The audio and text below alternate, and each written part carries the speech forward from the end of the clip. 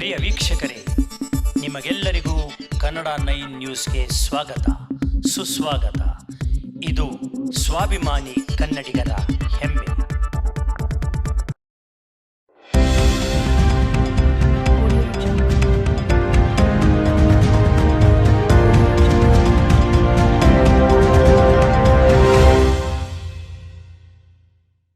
ವೀಕ್ಷಕರೇ, ನಾವು ಇವತ್ತು ಶಿವಮೊಗ್ಗದ ಈ ಒಂದು ಪಟೇಲ್ ಸಮಾಜದಲ್ಲಿದ್ದೀವಿ.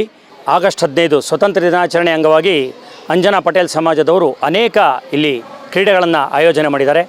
ಬಹಳಷ್ಟು ಜನ ಹೆಣ್ಣು ಮಕ್ಕಳು, ಗಂಡು ಮಕ್ಕಳು ಹಾಗೂ ಏಜ್ ಆಗಿರೋರು ಎಲ್ಲರೂ ಕೂಡ ಈ ಕ್ರೀಡೆಯಲ್ಲಿ ಬಹಳ ಸಂತೋಷದಿಂದ ಭಾಗವಹಿಸ್ತಾ ಇದ್ದಾರೆ.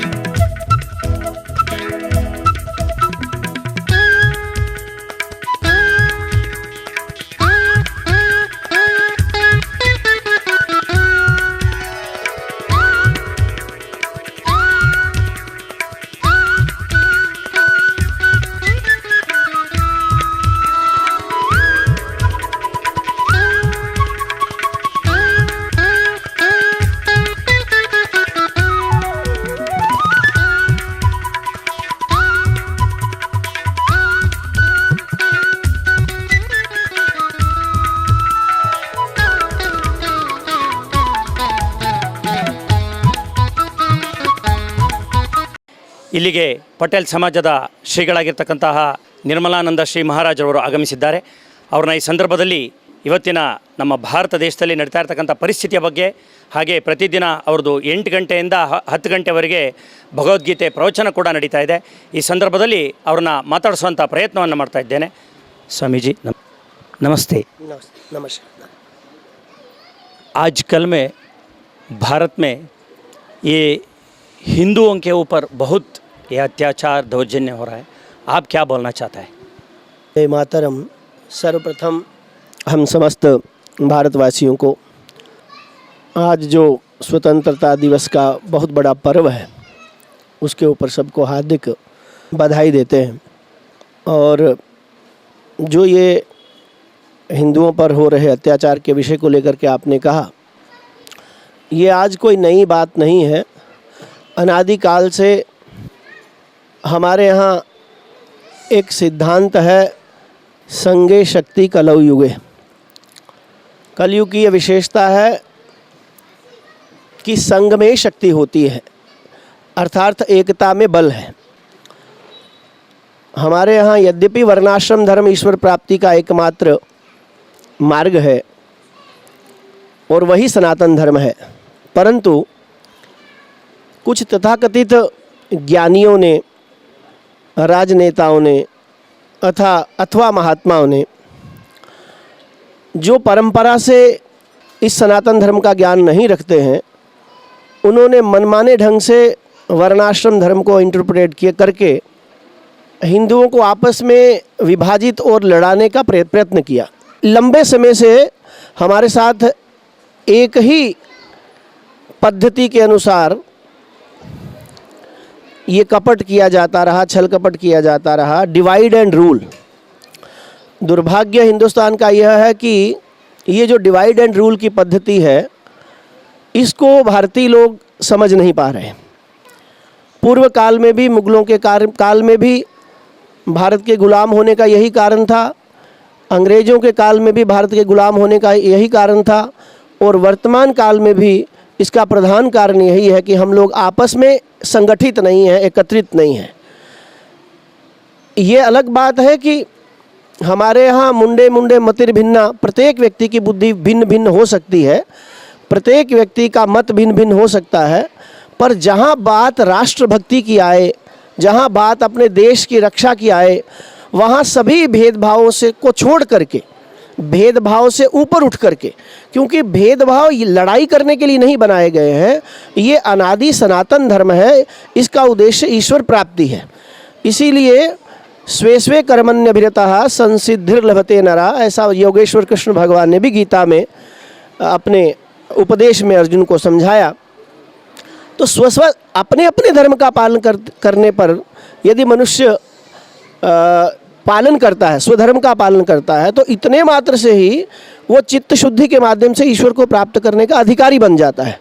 हमारे यहाँ वर्णाश्रम विवाद का विषय नहीं था, ईश्वर प्राप्ति का विषय था, परंतु दुर्भाग्य से कुछ लोगों ने इसे जो है डिवाइड एंड रूल की पॉलिसी के अंतर्गत लोगों को आपस में जो है भ्रमित करके और मिसगाइड करके उन लोगों को आपस में भिड़ा दिया, जिसके कारण हिंदुओं का एक मत नहीं हो पाता, यूनाइटेड नहीं हो पा रहे। आज ये बहुत गंभीरता से हिंदुओं को विचार करना पड़ेगा। अब भी यदि हम सावचेत नहीं हुए, अब भी यदि हम सावधान नहीं हुए, तो फिर इसके अतिरिक्त अब कौन सा देश है जहाँ जाएंगे? कहाँ से संकुचित होते होते कहाँ आकर के हम सिमट गए हैं। कश्मीर खाली हो गया, इधर बंगाल की तरफ यही स्थिति है, कई भारत के राज्यों में ये परिस्थितियां हैं। अभी वर्तमान में हरियाणा में जो परिस्थितियां हुई हैं, जो दंगा हुआ है, इसको अकस्मात नहीं कहा जा सकता, ये पूरा का पूरा प्री प्लान्ड है। ये बड़े योजनाबद्ध तरीके से, सुनियोजित ढंग से, ये बड़ा बुद्धिपूर्वक लोगों ने विचार करके लंबे समय से ये कार्य किया है। और हमारे लोगों के पास भविष्य की सुरक्षा को लेकर के कोई योजना नहीं है, ये हमारे फेलियर का सेकंड कारण है। तो इसलिए हिंदुओं को संगठित भी होना पड़ेगा और योजनाबद्ध तरीके से विचार करना पड़ेगा कि अपनी आने वाली संतति की रक्षा कैसे कर पाएं। हम अपने आने वाली न्यू जनरेशन को कौन सा भारत देना चाहते हैं। तो इसलिए हमें सावधान होना चाहिए। और एक बार पुनः आज स्वतंत्रता के इस पावन पर्व पर हम समस्त देशवासियों को बहुत हार्दिक बधाई देते हैं। हर हर महादेव, वंदे मातरम। चातुर्मास जब से प्रारंभ हुआ तब से यहाँ व्यास पूजन हुआ। व्यास पूजन के उपरांत में श्रीमद् भगवद गीता को मुख्य आधार मानते हुए, अन्य धर्मशास्त्रों को भी लेते हुए, मूल रूप से सनातन धर्म के सिद्धांतों को सनातन धर्मावलंबी समझ पाएँ, ऐसा उद्देश्य रखते हुए यहाँ पर ये प्रवचन रात्रि को 9 बजे से 10 बजे तक, 10:30 बजे तक चलता है। तो इसी प्रकार से आज स्वतंत्रता दिवस के इस उपलक्ष्य में, यद्यपि यह कार्यक्रम प्रत्येक वर्ष ध्वजारोहण का यहाँ होता ही है आंजना पटेल समाज में, परंतु इस बार विचार किया गया कि थोड़े बच्चों को, युवाओं को किस प्रकार से मातृभूमि से अधिक जोड़ने का प्रयत्न किया जाए, उनके भीतर देश प्रेम की भावना कैसे जागृत की जाए। तो उसी उद्देश्य को लेकर के सभी बच्चों को भी एकत्रित करके ये छोटे छोटे कुछ आयोजन रखे गए कि इसी बहाने से बच्चे एकत्रित हों, कम से कम आपस में वार्तालाप करें, मिलें, आपस में एक दूसरे के भेद बुद्धि को हटा करके हम लोग आपस में स्नेह बढ़ाएं, आपस में जो हमारी भेद बुद्धि है वो समाप्त हो। तो ये इसी प्रकार से अच्छा एक आयोजन है कि जिससे सबको एक दिशा मिलती है। और ये कार्यक्रम, ऐसे कार्यक्रम तो चलते ही रहने चाहिए। ये हमारे देश के लिए, हमारे भारतवासियों के लिए निश्चित रूप से हित में है। और ये प्रवचन इसी प्रकार से अभी और अनंत चतुर्दशी तक चलेंगे और रात्रि को 9 बजे से 10:30 बजे तक प्रवचन रहता है।